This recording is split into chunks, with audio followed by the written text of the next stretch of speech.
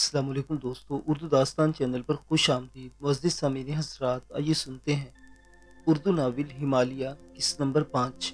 मुअज़्ज़िज़ सामीन, आपसे उम्मीद की जाती है कि वीडियो को लाइक करें और चैनल को भी सब्सक्राइब कर दें। शुक्रिया। घोड़ों के पाँव बर्फ में धंसते जा रहे थे, जगह जगह बर्फ के तोदे बन गए थे। वीरानों में हवाओं की होलनाक आवाज़ें गूंज रही थी और इन चारों जवान खामोशी से सफ़र कर रहे थे। इनके जिस्मों पर लंबे बालों वाली पोस्तीनें थीं और चेहरे ऊनी कपड़ों से ढके हुए थे।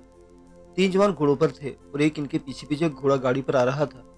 ये घोड़ा गाड़ी बस्ती मुगल खां से चुराई गई थी और इसमें दो घोड़े जीते हुए थे।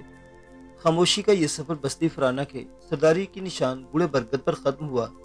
घोड़ा गाड़ी बरगद के नीचे छोड़ दी गई और चार मुसल्ला जवान घोड़े वहीं छोड़कर आगे बढ़ गए। उनका रुख फेरोज खां की हवेली की जानिब था। हवेली के करीब पहुंचकर वो मुंतशिर हो गए। गहरी तारीकी उनकी मददगार थी। एक एक करके वो चारों हवेली में दाखिल हो गए और हवेली के कमरों की तलाशी लेने लगे। एक कमरे में खानूम सो रही थी, दूसरे कमरों में नुमान खान और इसके भाई मौजूद थे और एक कमरे में चार बहनें सो रही थी। एक साय ने दूसरे के कान में कहा, क्या ख्याल है शिरान खान, इन सबको ठिकाने लगा दें? नहीं यारो, दुश्मन मर जाए तो मजा जाता रहता है, दुश्मन तड़पता रहे तो लुत्फ आता है। अगर ये सब मर गए तो फिर शर्म से गर्दन झुकाकर चलने वाला कौन होगा और उस बूढ़े सांप तक कौन इत्तला पहुंचाएगा? नहीं, उन्हें जिंदा रहने दो, आओ अपना काम करें। वो चारों उस दरवाजे के सामने रुक गए जिसमें लड़कियां सो रही थी। उनमें से दो ने राइफलें संभाल कर राहदारी में मोर्चे संभाल लिए और बाकी तो दरवाजा खोलने की कोशिश करने लगे जो अंदर से बंद था।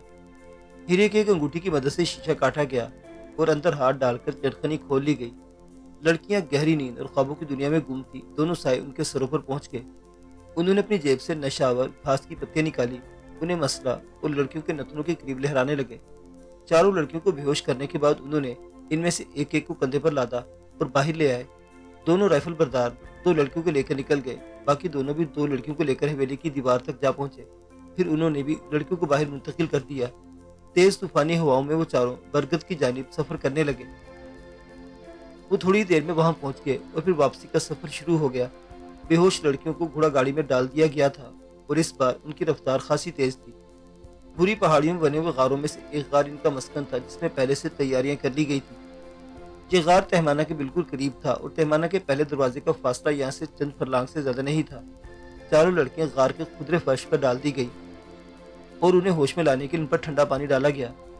एक एक करके चारों होश में आई, लेकिन बदले हुए माहौल, सर्दी और बदन के नीचे खुदरे फर्श को देखकर इनकी घी बंद गई। फिर उनकी निगाह उन चार शैतानों पर पड़ी जो उन्हें घूर रहे थे।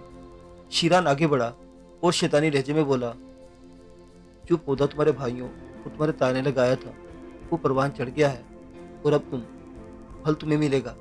तुम कौन हो? एक ही अलग से दहशत ज़दा आवाज निकली। खादिम शीरान सलामन है, फैजाज सलामन का बेटा जो तुम्हारे बाप का कातिल था।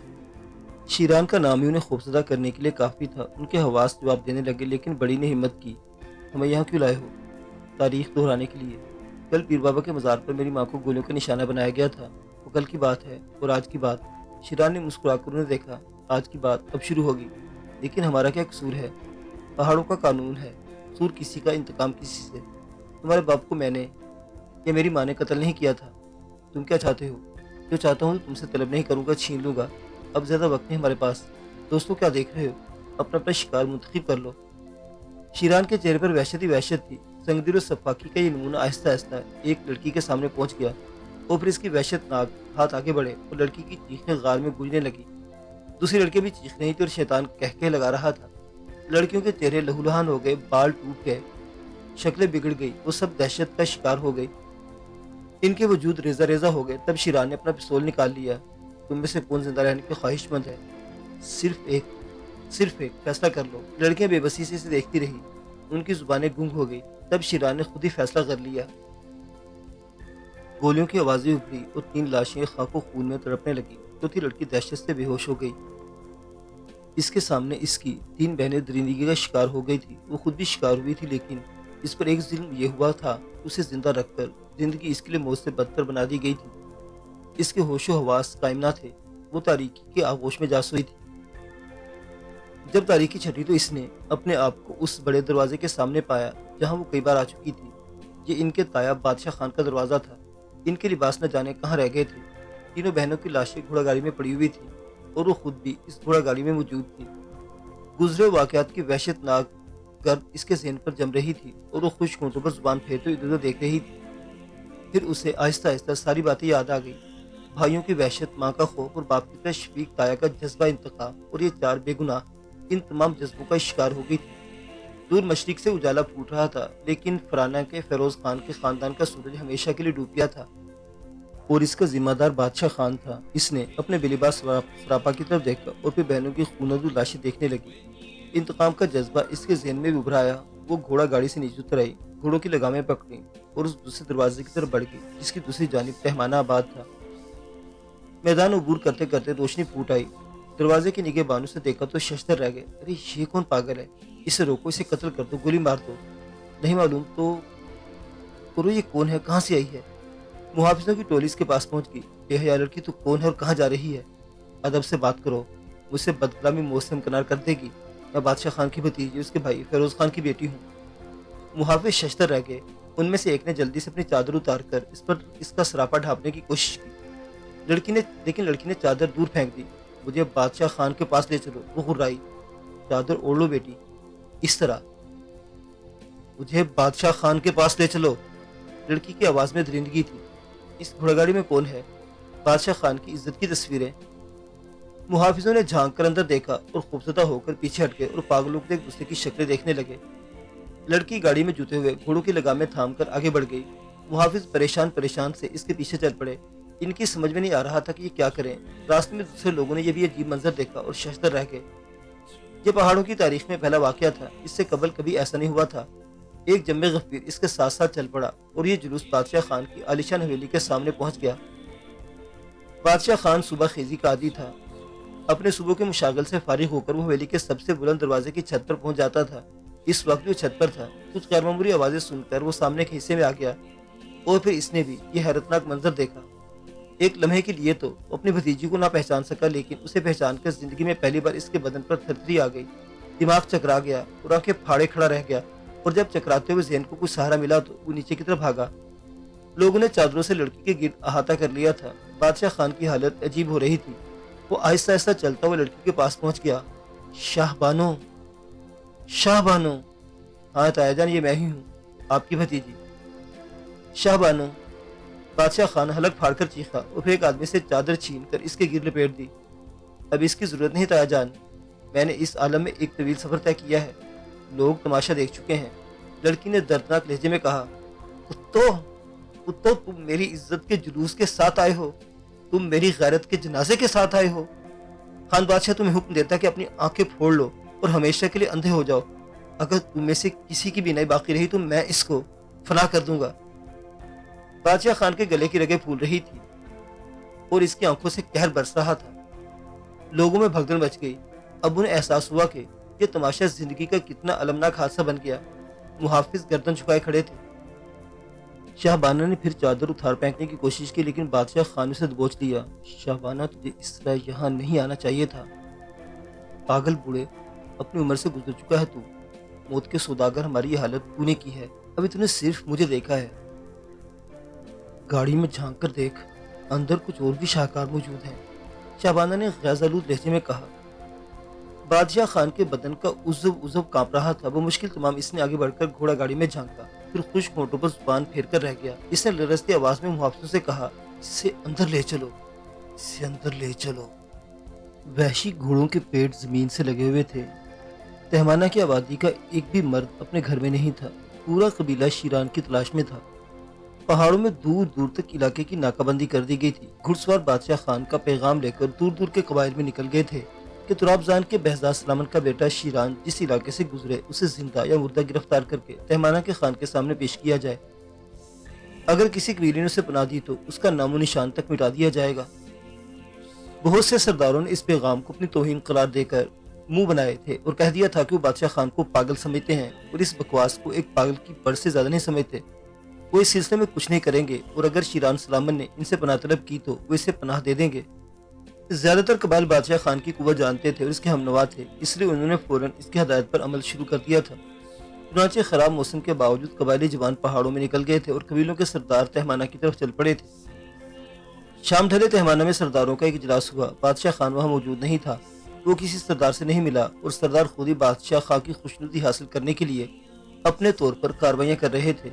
چنانچہ اس اجلاس میں ایک اہم فیصلہ ہوا اور مختلف قبیلوں کے 500 جوان ترابزان کی طرف چل پڑے اور اس کا محاصرہ کر لیا گیا۔ سردار داؤد کو اطلاع دے دی گئی تھی کہ ترابزان کا کوئی شخص سرحدوں کو پار کرنے کی کوشش نہ کرے۔ ویران چٹانوں اور پہاڑی ٹیلوں کے درمیان چاروں طرف ٹولیاں گردش کرتی نظر آ رہی تھی۔ سردار داؤد اور ترابزان کے دوسرے لوگ بھی حقیقت حال سے باخبر ہو چکے تھے۔ اسی رات سردار داؤد نے اپنے مشیروں اور بستی کے لوگوں کا اجلاس بلا لیا تھا۔ اس کا چہرہ فکر و تردد کا آئینہ تھا۔ ترابزان کے لوگوں نے اس محاصرے کو اپنی توہین تصور کیا تھا۔ ایک نوجوان نے کہا، یہ سب کیا ہے سردار داؤد؟ کیا امن پسندی کا یہ مطلب ہے کہ اب قبیلے کے جوان چوڑیاں پہن کر بیٹھ جائیں اور اپنی توہین برداشت کرتے رہیں؟ سردار داؤد نے اس نوجوان کی طرف دیکھا اور نرم لہجے میں بولا، عادل خان بوڑھا سردار تمہیں عقل سے کام لینے کی دعوت دیتا ہے۔ اگر تم اسے میری کوتاہی یا بزدلی سمجھتے ہو تو یہ لو پستول اور مجھے گولی مار دو، اس کے بعد جو جی چاہے کرو۔ میرا یہ مطلب نہیں تھا سردار داؤد، کیا اسے امن پسندی کہیں گے؟ ہمارے قبیلے کا محاصرہ کر لیا گیا ہے اور ہمیں اپنی ہی سرحدوں سے نکلنے کی اجازت نہیں دی گئی۔ تھوڑی دیر بعد وہ اندر گھس آئیں گے، ہمارے گھروں کی تلاشی لیں گے اور ہمیں بے عزت کر کے گرفتار کر لیں گے اور تم امن پسندی کا ڈھول بجاتے رہ جاؤ گے۔ نوجوان نے پرجوش لہجے میں کہا، دیکھو دوست، ایک ذرا سی کوشش اس وقت قتل و غارت گری کا بازار گرم کر سکتی ہے۔ صورتحال شاید تمہارے علم میں نہیں ہے۔ جو کچھ ہوا وہ اتنا سنگین ہے کہ ہم سب کے لیے افسوسناک ہے۔ کہ ہم شیران کی اس حرکت کو جائز قرار دیں گے کہ نہیں؟ ہرگز نہیں۔ شیران نے اپنی ماں کے قتل کے جواب میں جو کچھ کیا ہے وہ جواب نہیں بلکہ ایک ظالمانہ اور مجرمانہ حرکت ہے، اور یہاں موجود بیشتر لوگ گواہ ہیں کہ میں نے جب بھی شیران کی صورت دیکھی اور اس کے حرکات سے باخبر ہوا تو بہرا یہ کہا کہ یہ نوجوان بہت بڑے انقلاب کا پیش خیمہ بنے گا۔ میں نے غلط تو نہیں کہا تھا عادل خان؟ ٹھیک ہے خان بابا، ساری بات اپنی جگہ درست، لیکن قبیلہ ترابزان کے ساتھ جو سلوک ہو رہا ہے کیا وہ جائز ہے؟ نہیں، لیکن اگر ہم جذباتی ہو گئے تو سوچ لو، اس وقت صرف بادشاہ خان اور تہمانہ قبیلے کی نہیں، ہمیں ان بہت سے خوش آمدیوں سے بھی جنگ کرنی پڑے گی جو اس سے خائف ہو کر اس کے ساتھ مل گئے ہیں، اور یقیناً ترابزان تنہا ان کا مقابلہ نہیں کر سکے گا۔ اگر ترابزان مقابلہ نہیں کر سکے گا تو ہم مر ہی تو جائیں گے خان بابا۔ کیا یہ بے عزتی زندگی سے بہتر ہے؟ میرے بچے، تم ٹھیک کہتے ہو، لیکن اگر کوئی بہتر صورت نکل آئے تو کیا برائی ہے؟ زندگی اتنی ارزاں تو نہیں کہ ذرا سی جذباتی لغزش پر قربان کر دی جائے۔ بالآخر ہم بادشاہ خان پر اپنی حیثیت واضح کرنے میں کامیاب ہو جائیں گے اور اسے پتہ چل جائے گا کہ شیران کی سرکت میں قبیلہ ترابزان کا کوئی ہاتھ نہیں ہے۔ تو کیا کرو گے اس سلسلے میں سردار داؤد؟ میں اسی سلسلے میں آپ لوگوں کی مدد چاہتا ہوں۔ سنا ہے تقریباً 80% سردار بادشاہ خان سے تعزیت کے لیے تہمانہ میں جمع ہے۔ فیصلہ یہ کرنا ہے کہ ہمیں بادشاہ خان کے پاس جانا چاہیے یا نہیں۔ وہاں ہمیں اپنی صفائی پیش کرنے کی ضرورت پیش آئے گی۔ اگر موقع ملا تو اس میں کوئی حرج بھی نہیں۔ بہر صورت ہم شیران کے اس اقدام کی مذمت کرتے ہیں۔ ایک اچھے باپ کا بیٹا ہونے کے باوجود اس نے انتہائی نفرت انگیز اور قبائلی معافی اور ناقابل معافی جرم کیا ہے۔ میرا فیصلہ ہے کہ تقریباً 50 جوان قبیلہ ترابزان کی طرف سے بادشاہ خان کو پیش کیے جائیں گے اور یہ جوان شیران خان کو تلاش کرنے میں ان کی مدد کریں گے۔ میں اس فیصلے سے متفق ہوں، حاضی خان کہنے لگا۔ تو پھر دیر کس کی بات کی ہے؟ ہم ان 50 جوانوں کو لے کر بادشاہ خان کے پاس جاتا ہوں۔ چنانچہ 50 جوانوں کا دستہ 5 بزرگوں کی رہنمائی میں سرحد کی جانب چل پڑا جہاں قبائل ترابزان کا محاصرہ کیے ہوئے تھے، لیکن سردار داؤد کو سرحد پار کرنے کی اجازت نہیں دی گئی۔ سرحدی نوجوانوں نے ان کا راستہ روک لیا۔ سردار داؤد نے ان پر اپنا معافی ضمیر واضح کیا، لیکن انہوں نے معذرت کر لی۔ تم نے سرحد سے نکلنے کی کوشش کی تو سردار گولی سے تمہارا استقبال کیا جائے گا۔ سردار داؤد واپس آ گیا اور قبیلے پہنچ کر اس نے کہا، جنگ کی تیاریاں کی جائیں۔ شہبانہ نے اپنے بھائیوں کو دیکھا، ہنسنے لگی، بولی، آگے پہاڑوں کے جالے، آگے بہادر، آؤ میں تمہیں غاروں کی کہانی سناؤں، میں تمہیں بتاؤں کہ تمہاری بہنوں کے ساتھ کیا ہوا۔ سب ساکت کھڑے تھے۔ وہ بولتی رہی، ہم کرب سے چیخ رہی تھی اور وہ کہہ کے لگا رہے تھے، شیران اس کے 3 ساتھیوں نے ہمارے لباس۔ شہبانہ خاموش ہو جاؤ شہبانہ۔ نعمان خان چیخ پڑا، تمہارا ہی انتظار کر رہی تھی بھائیو، میں تمہارا انتظار کر رہی تھی۔ اس کے بعد خاموشی کے سوا اور کیا ہے؟ دیکھو میں نے خاموشی کا بندوبست کر لیا ہے۔ شہبانہ نے اپنے لباس سے چمکدار خنجر نکالا اور نعمان خان چیخ پڑا، لیکن دوسرے لمحے شہبانہ خنجر اپنے دل میں اتار چکی تھی۔ شہبانہ میری بہن، نعمان خان رو پڑا۔ اس نے شہبانہ کا سر اپنی آغوش میں لے لیا اور شہبانہ نے آنکھیں کھول کر نفرت سے دیکھا۔ وہ بلی کی طرح غرائی اور اس کے منہ پر تھوکنا چاہا، لیکن تھوک کے بجائے خون کی پھوار نکلی اور نعمان خان کا چہرہ اس کی چھینٹوں سے لال ہو گیا۔ شہبانہ کی گردن ڈھلک گئی اور تمام بھائی پھوٹ پھوٹ کر رو پڑے۔ ان کی آخری بہن بھی موت کی آغوش میں چلی گئی۔ یہ خبر بھی بادشاہ خان کو پہنچا دی گئی، لیکن وہ کمرے سے نہیں نکلا۔ وہ احکامات صادر کرنے کے بعد صبح سے ایک کمرے میں بند ہو گیا تھا۔ خانم کو لڑکیوں کی گمشدگی کا علم الگ صبح ہی ہو گیا تھا۔ وہ خوف سے چیختے اپنے بیٹوں کو جگانے بھاگی تھی۔ جس قسم کے نشانات ملے تھے ان سے اندازہ ہوتا تھا کہ لڑکیوں کو اغوا کیا گیا ہے۔ पहले उन्हें कुर्ब जवार में तलाश किया गया। तलाश करने वालों में वो लोग भी शामिल थे जो हवेली की निगरानी के लिए मुतय्यन किए गए थे। ये तमाम भाई रहमाना की तरफ दौड़ पड़े और इसके बाद सारी सूरत हाल मालूम हो गई थी। किसी में हिम्मत नहीं थी कि वहां जाकर तफसील बता सके। खान बादशाह ने हर किसी से मिलना बंद कर दिया, हत्ता कि अपने भतीजों से भी नहीं मिला था। रात 10 बजे अपने कमरे से निकला। इसका चेहरा पुरसकून था। वो सरदारों के पास पहुंचकर बोला, जो कुछ आप लोगों ने किया इसका मैं शुक्रिया अदा करता हूँ, मुझे तफसील से आगाह किया जाए। सरदारों ने सूरत हाल बता दी। तब बादशाह खान ने कहा, सुबह लड़कियों की तदफीन कर दी जाए और तुराबजान से मुहासरा हटा लिया जाए। दाऊद खान को हुक्म भेजा जाए कि वो 3 दिन के अंदर अंदर शीरान को गिरफ्तार करके मेरे सामने पेश करे, वरना पूरा कबीला अपने घर छोड़कर जंगलों में निकल जाए। सरदार इन अहकामात की तामील में मसरूफ हो गए। एक जानिब फेरोज खान के बेटे गर्दन झुकाए बैठे थे। बादशाह खान ने से कहा, फेरोज खान के बेटो, गर्दन झुकाए बैठे हो, जाओ कातिल को तलाश करो। मेरे सामने उस वक्त आना जब कातिल कत्ल हो चुका हो। ये सिर्फ एक सूरत मुमकिन है। बादशाह खान नुमान खां बोला, वो क्या? तुम अपने बुढ़ापे और अपनी माजूरी का ऐलान करके गोशा नशीन हो जाओ और इस बात का एतराफ़ कर लो कि तुम्हारी दीवानगी ने फेरोज खान का खानदान तबाह कर दिया। काश हम पहले ही समझ लेते कि तुम्हारी उम्र अब फरजानगी की हद से निकल चुकी है। नुमान खान, बादशाह खान ने पेटी में उड़सा पिस्तौल निकाल लिया। तुम्हारी सरपरस्ती महज एक ढोंग था बादशाह खान, और आज तुमने अपनी असल हैसियत में हमारे सामने हो। पिस्तौल चलाओ, तुम्हारी गोलियां ट्रैगर भी नहीं दबा सकती। जल्दी करो बादशाह खान, मैं मरना चाहता हूँ। बादशाह खान पिस्तौल ताने खड़ा रहा। इसकी आंखों में अजीब से तासुरात नजर आए। फिर उसने पिस्तौल झुकाकर अफसुर्दा लहजे में कहा, बादशाह खान का सितारा गर्दिश में आ गया है, लेकिन मैं खुद जिद्दोजहद करूंगा। मैं साबित करूंगा कि मैं गलत नहीं था। जाओ नुमान खान, अपनी माँ को तसल्ली दो। इसे बताओ कि कबायली कहानियाँ ऐसी होती हैं, दुश्मनों को भरपूर जवाब मिलेगा। हमारा कोई दुश्मन नहीं, हमें किसी से कोई शिकायत नहीं। सुन लो सरदारों, हम फराना छोड़ रहे हैं। हम इन सबसे शिकस्त खाकर वापस यूरोप जा रहे हैं। पहाड़ों की जिंदगी हमें रास नहीं आई। आओ, नुमान ने अपने भाइयों से कहा, और वो सब वापस चल दिए। तमाम भाई फराना पहुंच गए। हवेली पर सोगतारी था। फजल खां के पास फराना के लोग जमा थे। फजल खां सरगोशी में लोगों को बता रहा था, सलाल खां मेरे पास आया था। इसने किसी तूफान की पेशगोई की थी कि आज पहाड़ों की प्यासी चट्टानें खून मांग रही हैं। हवेली में इन वाकयात की इत्तला पहुंच गई थी। चारों तरफ हंगामा बरपा था। हवेली के अंदरूनी कमरे में खानून खामोश और साकित बैठी आतिशदान में उभरते शोलों को देख रही थी। उनकी आहट पाकर इसने गर्दन घुमाई। इसकी चमकदार आंखों में बेपना वहशत थी।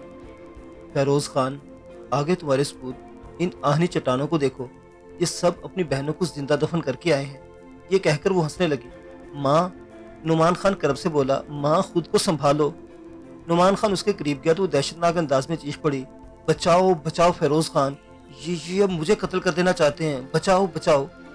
खानूम ने आतिशदान में छलांग लगा दी। वो आतिशदान के कारने से टकराई। उसके सर से खून का फवारा बुलंद हो गया। इसके कपड़ों में आग लग गई थी। वो बचाओ बचाओ चीखती रही और फिर बेहोश हो गई। मुअज़्ज़िज़ सामीन हज़रात, हिमालय के दामन में बिखरी हुई रोंगटे खड़े कर देने वाली ये खूंच का दास्तान अभी जारी है। देखते रहिए उर्दू दास्तान। अल्लाह हाफिज।